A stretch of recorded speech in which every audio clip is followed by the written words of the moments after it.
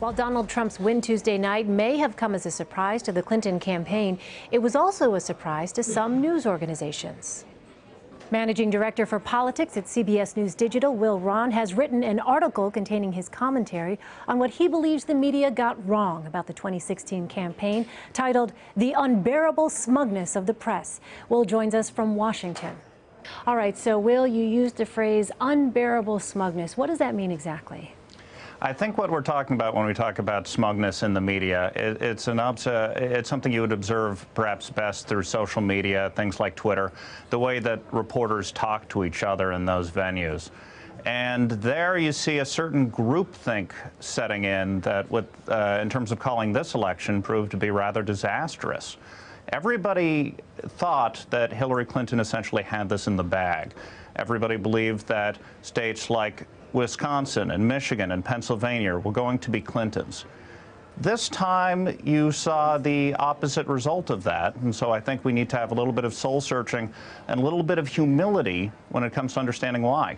A point you made in the article is you say, quote, "We don't make much of an effort to really understand and with too few exceptions treat the economic grievances of middle America like they're some sort of punchline." What specifically are you referring to there?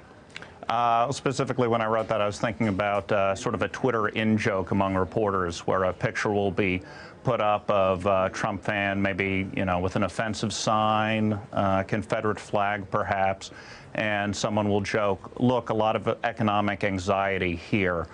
What we're seeing this, and what that is indicative of, is this assumption among journalists that Trump supporters really were a basket of deplorables in some large sense, that these people were to some degree, or at least a great majority of them, or a great number of them, were somewhat irredeemable, somewhat uncouth, you could say, and these were not people who we thought were going to perhaps turn out in big numbers, who would turn off other voters. And what that helped facilitate was the missing of the larger story. We're seeing today, there's a lot of talk today about the economic recovery and how that largely left out people without a high school degree, people in these places in Ohio and Pennsylvania that in some cases voted for Obama last time, and this time pulled the lever for Donald Trump.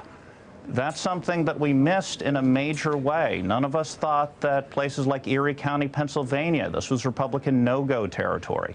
Suddenly Donald Trump wins.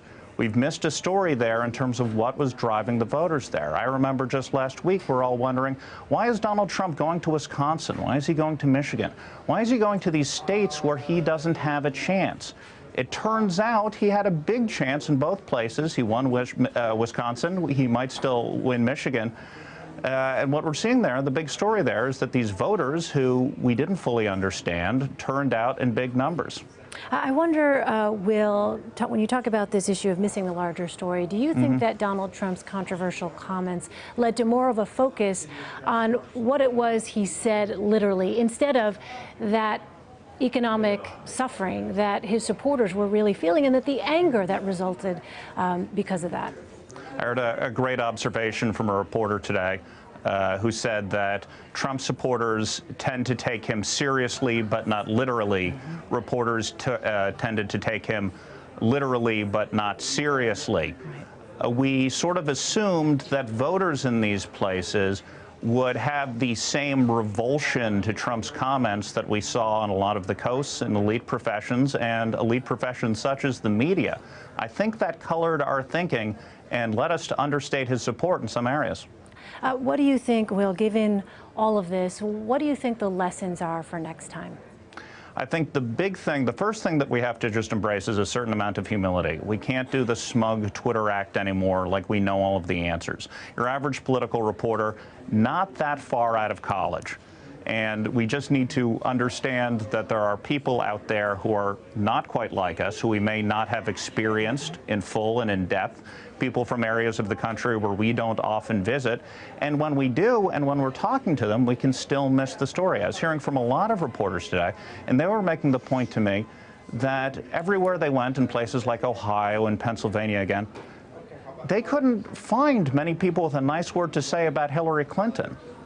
Their instincts said something's going on here, but we let polling and data tell us otherwise. We sort of ignored our instincts when it came to that, and we did so at our peril.